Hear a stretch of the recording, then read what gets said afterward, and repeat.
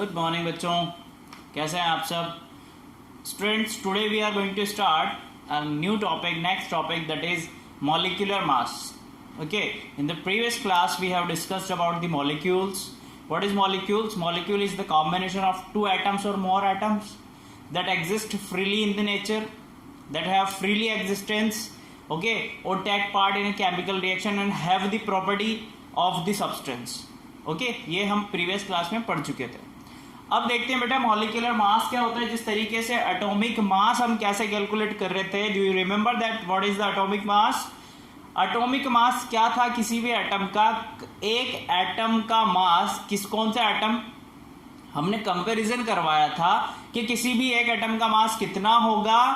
Carbon के 12 isotope के एक एटम के मास के 1/12 के बराबर होगा। ठीक है, एक 1/12 of mass of one carbon atom, कौन सा carbon? Carbon 12 taken as 12 unit, उसके बराबर हो रहा था। ठीक है, तो मॉलिक्यूलर मास क्या होगा बेटा? मॉलिक्यूलर मास भी क्या होगा? कार्बन के एक एटम के मास के बराबर होगा। जो मॉलिक्यूल्स का रिलेटिव एवरेज एटॉमिक मास होगा वो कार्बन 12 के एक कार्बन 12 के एटम के मास के बराबर होगा। ठीक है, और कैसे कैलकुलेट करेंगे देखते हैं। अभी पहले देखो मॉलिक्यूलर मास की डेफिनेशन हमने यहां पर लिखी है। Molecular mass of a substance is the average relative mass of its molecules as with that of an atom of carbon 12 isotope taken as 12 unit. Clear है?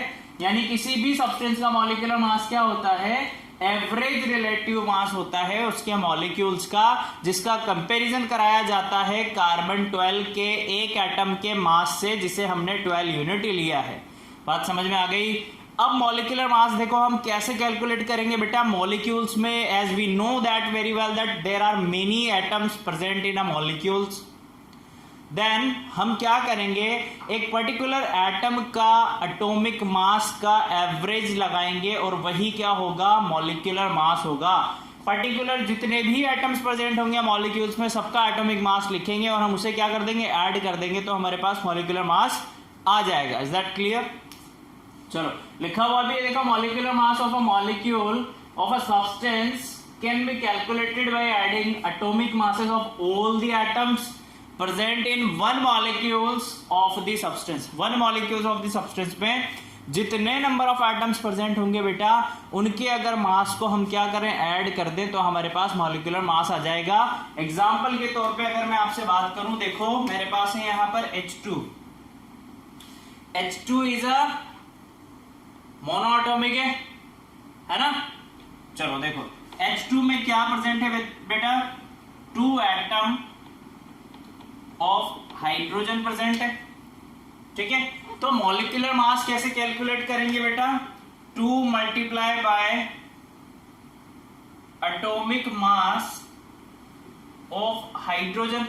तो as we know that the atomic mass of the hydrogen is 1, so here multiply करेंगे हम 1 से और molecular mass कितना आ जाएगा बेटा? 2 AMU और 2U। ठीक है, यूनिफाइड मास जिसे हम यूनिट बोलते हैं, या फिर AMU। बात समझ में आ रही है? मॉलिक्यूलर मास कैसे कैलकुलेट कर रहे हैं बेटा। एग्जांपल के तौर पे अगर मैं बात कर लूं आपसे, O2 का मास कैसे कैलकुलेट करोगे? तो बेटा 2 से क्यों मल्टीप्लाई कर रहे हैं हम, ये पहचानना आना चाहिए आपको कि कितने नंबर ऑफ एटम्स है। यहां पर देखो 2 नंबर ऑफ एटम्स है, 2 सबस्क्रिप्ट में 2 लिखा हुआ है, मतलब नंबर्स कितने हैं? 2 एटम। ठीक है, तो 2 multiply by atomic mass of oxygen. ठीक है, तो 2 मल्टीप्लाई बाय ऑक्सीजन का एटॉमिक मास होता है, मैंने आपको टेबल बनवाई है बहुत अच्छे से, आप वो टेबल देख लो एक बार, लर्न कर लो पूरा। एटॉमिक मास होता है बेटा ऑक्सीजन का 16। तो जब आप कैलकुलेट करोगे तो ये आएगा 32 AMU और 32U, दोनों में से कुछ भी आप लिख सकते हो। AMU भी लिख सकते हो यूनिट, या फिर U भी लिख सकते हो। अब देखो क्वेश्चन आपसे पूछा जा रहा है, कैलकुलेट, क्वेश्चन आपसे पूछा है calculate the molecular mass of, देखो फर्स्ट आपसे पूछा है बेटा कार्बन डाइऑक्साइड, सेकंड आपसे पूछा है H2SO4, थर्ड आपसे पूछा है H2O। ठीक है, पहले इन तीनों को देखते हैं, देन हम नेक्स्ट एग्जांपल ले लेंगे तो उससे और भी अच्छा हो जाएगा। चलो एक एक करके कैलकुलेट करते हैं। फर्स्ट हम यहाँ पर निकालेंगे कार्बन डाइऑक्साइड। तो पहले आपको पहचानना आना चाहिए बेटा कितने एटम्स पार्टिसिपेट कर रहे हैं। मैंने आपको बताया था एटोमिसिटी, कल प्रीवियस क्लास में हमने डिस्कस किया था एटोमिसिटी के बारे में कि जितने नंबर ऑफ एटम्स प्रेजेंट होते हैं किसी भी मॉलिक्यूल्स में वही उसकी एटोमिसिटी होती है। अगर मैं बात करूं यहाँ पर एटोमिसिटी की तो कार्बन डाइऑक्साइड की एटोमिसिटी कितनी होगी बेटा 3। क्यों? एक कार्बन एटम है, 2 ऑक्सीजन एटम है, तो एटोमिसिटी हो जाएगी 3। बट हमारा टॉपिक वो नहीं है, हमें कैलकुलेट करना है मॉलिक्यूलर मास। तो देखो बेटा एक तो कार्बन है और 2 ऑक्सीजन है। ठीक है, तो हम यहां पर लिखेंगे 1 multiply by atomic mass of carbon plus 2 multiply by atomic mass of oxygen. ठीक है, तो 1 multiply by atomic mass of carbon हमें पता है कितना होता है 12 होता है, प्लस 2 मल्टीप्लाई बाय ऑक्सीजन का एटॉमिक मास होता है बच्चों 16। तो जब आप सोल्व करोगे तो ये आएगा 12 plus 32 is equal to 44 AMU। Clear है? समझ आ रहा ना? देखो सेकंड, देखो सेकंड हमसे पूछा है H2SO4। तो H2SO4 कैसे करेंगे हम? देखो 2 तो हमारे पास है 2 multiply by atomic mass of hydrogen plus sulphur कितने बेटा 1 सल्फर, तो 1 मल्टीप्लाई बाय एटॉमिक मास को मैं लिख रहा हूं AM, शॉर्ट फॉर्म में मैंने लिख दिया AM एटॉमिक मास। ठीक है, ताकि हमारे पास ज्यादा लंबा टाइम वेस्ट नहीं हो। एटॉमिक मास ऑफ कौन सा आएगा सल्फर का, atomic mass of sulphur plus oxygen. देखो कितने ऑक्सीजन है यहाँ पर 4 ऑक्सीजन प्रेजेंट है, तो हम 4 से मल्टीप्लाई कर देंगे। 4 multiply by atomic mass of oxygen. Clear है? चलो कैलकुलेशन कर लेते हैं, वैल्यू मास पुट करते हैं। 2 multiply by atomic mass of hydrogen हमें पता है कितना होता है 1, plus 1 multiply by atomic mass of sulphur होता है बच्चों 32। कितना होता है 32। एक बार टेबल अच्छे से लर्न कर लीजिएगा तो आपको एटॉमिक मास में दिक्कत नहीं आएगी। और 4 मल्टीप्लाई बाय ऑक्सीजन का एटॉमिक मास होता है बच्चों 16। चलो अब सॉल्व करना है हमें। 2 प्लस 32 प्लस 16 4 जा 64, तब आप इसे ऐड करेंगे तो ये आएगा बच्चों 98 AMU और 98 U। कुछ भी मिल जाए दोनों ही सही है, करेक्ट है। ठीक है, चलो अब H2O का क्या करेंगे, H2O का भी निकाल लेते हैं भाई इधर। अब एक बार नोट डाउन कर लो, स्क्रीनशॉट ले लो, टेक ए स्क्रीनशॉट।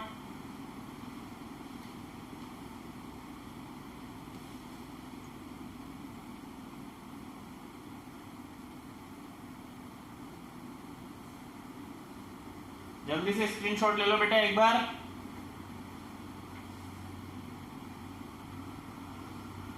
ले लिया? चलो रख कर देता हूं मैं। देन हम इधर और अच्छे अच्छे मॉलिक्यूल्स लेते हैं एंड उनका मॉलिक्यूलर मास कैलकुलेट करते हैं।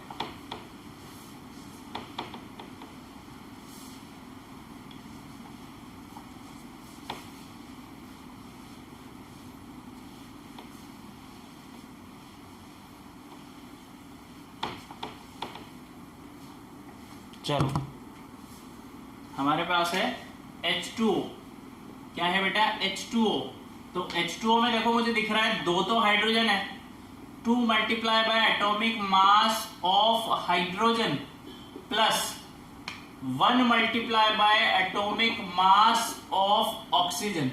ये तो मुझे पता है, हाइड्रोजन का मास होता है 1 प्लस ऑक्सीजन का मास होता है 16। जब आप इसे सॉल्व करोगे बेटा तो आ जाएगा 18 AMU। समझ में आ गई बात? चलो नेक्स्ट क्वेश्चन देखते हैं। क्वेश्चन नंबर 2, कैलकुलेट मॉलिक्यूलर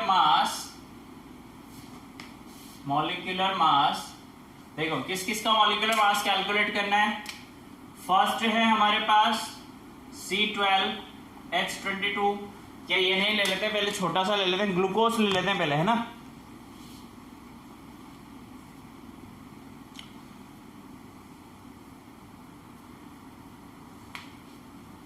पहले ले लेते हैं बेटा ग्लूकोज, देन हम शुगर पे जाएंगे, वरना बहुत बड़ी यूनिट हो जाएगी तो आप चकरा जाओगे देख के। C6H12O6 फर्स्ट क्वेश्चन ये है।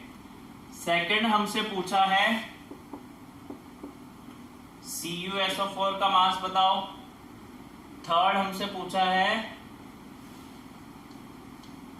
क्या पूछा है,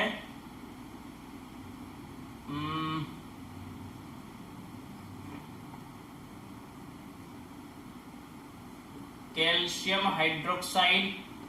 फोर्थ हमसे पूछा है कैल्शियम कार्बोनेट।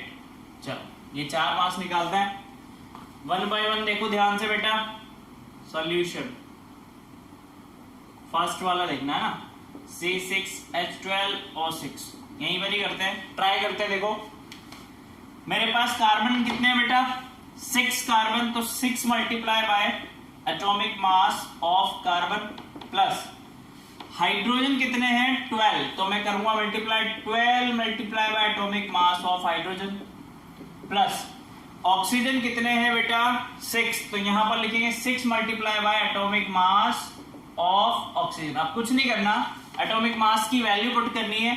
अच्छा एक और चीज, ये कॉपर का मास इन्होंने दिया हुआ है, कितना होता है कॉपर का मास होता है 63.5, ये हमें गिवन है, ठीक है। बाकी के मास तो आपको पता ही है। चलो भाई वैल्यू पुट करते हैं, 6 मल्टीप्लाई बाय कार्बन का मास होता है 12 प्लस 12 मल्टीप्लाई बाय हाइड्रोजन का मास होता है बेटा 1 प्लस 6 मल्टीप्लाई बाय ऑक्सीजन का मास होता है 16। अभी हम सॉल्व करते हुए आ रहे हैं। चलो भाई सॉल्व करते हैं, 72 प्लस 12 प्लस ये कितना हो जाएगा 96। जब आप इसे ऐड करोगे तो कितना हो रहा है देखो, ये हो जाएगा बेटा 0 कैरी किया 1, तो 10 11 और 7 180। सही है क्या, देख लो जरा। ये हो गया मेरे पास 80 एंड 84 और 96, तो इधर जाएगा तो ये हो गया 100 180 AMU। सही है, ये आ गया मेरे पास C6H12O6 का मॉलिक्यूलर मास। अब सेकंड देखो, सेकंड मुझसे पूछा है CuSO4। CuSO4 में मुझे पता है कॉपर कितना है 1, तो atomic mass of copper plus sulphur भी एक है मेरे पास, atomic mass of sulphur plus oxygen कितना है बेटा 4, तो 4 multiply by atomic mass of oxygen. देखो जरा, कॉपर का मास हमें दिया हुआ है 63.5 प्लस सल्फर का मास होता है 32 प्लस ऑक्सीजन का मास है बेटा 16। तो अब हम क्या करेंगे, इसे सॉल्व कर लेंगे। कर लो भाई सॉल्व। देखो जरा क्या आ रहा है, ये हो जाएगा जब आप इसे ऐड कर दोगे बेटा। चलो पहले एक बार मल्टीप्लाई सॉल्व कर लेते हैं, फिर ऐड करेंगे, क्योंकि रूल्स यही कहता है। तो ये हो जाएगा 64, है ना, तो ये 64 और 64 हो गया 128, यानी 127.5, और 127 में आप 30 जोड़ दोगे तो 157, और 158.5 समथिंग कुछ आएगा, 158.5। चेक कर ले, क्रॉस चेक कर ले, कर लेते हैं। 0.5 तो आ गया, ये हो गया आपके पास 9, सॉरी 4 और 5 9, 159 आएगा आई थिंक। कितना आएगा 159.5 AMU। ठीक है, क्लियर है। चलो 2 और बचे, ये भी कैलकुलेट करते हैं। आ जाओ इधर, समझ आ रहा है ना बेटा। जो आपको मास होगा वो आपको लर्न करना पड़ेगा, वैसे तो आपको क्वेश्चन में दिया जाता है एटॉमिक मास सबका, पर अच्छी बात होगी अगर हमें सबका मास पता होगा तो। ठीक है, तो आपको मैंने जो टेबल बनाई है उसमें आप पूरा मास दिया हुआ है, सब कैलकुलेट करना सीखेंगे, सबका मास लर्न करेंगे आप, तो ज्यादा बढ़िया होगा आपके लिए। देखो थर्ड क्वेश्चन क्या कह रहा है। थर्ड क्वेश्चन में मुझे कैलकुलेट करना है कैल्शियम हाइड्रोक्साइड। तो कैल्शियम हाइड्रोक्साइड में कैल्शियम कितना है बेटा 1, तो 1 multiply by atomic mass of calcium plus, देखो ऑक्सीजन और हाइड्रोजन कितने 2 हैं, क्योंकि ब्रैकेट के बाद 2 लिखा है तो हम पहले ब्रैकेट लगा के 2 लिखते हैं। अब लगाया मैंने हाइड्रोजन कितने, ऑक्सीजन और एक हाइड्रोजन, तो 1 multiply by atomic mass of oxygen plus करके एटॉमिक मास ऑफ हाइड्रोजन, ये ब्रैकेट क्लोज। दिख रहा है आपको यहां तक? एक बार देख लेते हैं, सही से दिख रहा है? हाँ दिख रहा है, देखो जरा जल्दी से। अब बेटा मुझे पता है कैल्शियम का एटॉमिक मास होता है 40, तो 1 multiply by 40 plus 2 as it is. Oxygen का एटॉमिक मास होता है 16, हाइड्रोजन का एटॉमिक मास होता है 1, तो आ जाओ जरा, ये हो गया 40 प्लस 2 मल्टीप्लाई बाय ये 16 और 1 हो गया 17 से सॉल्व करोगे तो 40 प्लस 34, ये हो जाएगा आपके पास 74 AMU। सही है, चेक कर लो। 16 एंड 1 इसका डबल कर दिया हमने, हो गया 34 और ये 40 होता है, सही है। चलो लास्ट वाला और देख लेते हैं, देन क्लास ओवर करते हैं हमारी। लास्ट है हमारे पास CaCO3। इसमें देखो जरा CaCO3 में क्या है बेटा। CaCO3 में मेरे पास है 1 तो है, कैल्शियम तो मैं लिखूंगा 1 multiply by atomic mass of calcium plus carbon कितना है 1, तो 1 multiply by atomic mass of carbon plus oxygen कितना है बेटा 3 ऑक्सीजन है, तो 3 multiply by atomic mass of oxygen. बस कुछ भी नहीं करना, मास की वैल्यू पुट करनी है, सिंपल मैथमेटिक्स लगानी है और आंसर आ जाएगा। देखो जरा 1 multiply by 40 plus 1 multiply bye 12 plus 3 multiply by 16। चलो सॉल्व कर लेते हैं, ये हो गया 40 प्लस 12 प्लस 48, तो ये आएगा बेटा आपका 100 AMU, या फिर आप लिख सकते हो 100U, दोनों ही करेक्ट आंसर हैं। दैट क्लियर, समझ आया? चलो अब मैं 1-2 क्वेश्चन आपको दे रहा हूँ घर पे के लिए, आप घर पे से करके लाना। इधर लिख देता हूँ यहाँ पर, फिर आप नोट डाउन कर लो जल्दी से। मैं इधर क्वेश्चन लिख रहा हूँ, उसका मास कैलकुलेट करना है आपको, है ना। यहाँ पर मैं क्वेश्चन लिख देता हूँ, उसका मास आपको कैलकुलेट करके बताना है। देखो फर्स्ट है C12H22O11, सेकंड है बेटा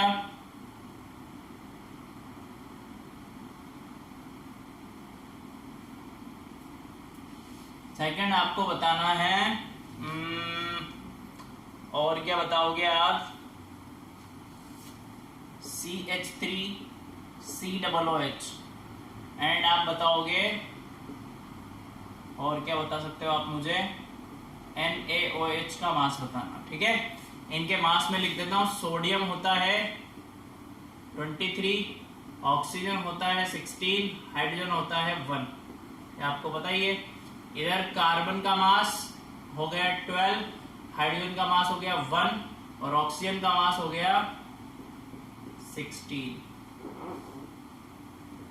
चलो बाकी सेम ही है, हाइड्रोजन ऑक्सीजन तो पता ही है आपको। तो ये 3 क्वेश्चन आप मुझे सॉल्व करके बताएंगे एंड मुझे आंसर सेंड करेंगे व्हाट्सएप ग्रुप पे। ओके, आज का लेक्चर यहीं के लिए बहुत है, फिर हुआ तो कल हम और अच्छे अच्छे क्वेश्चन डिस्कस करेंगे। Okay, thank you so much, bye.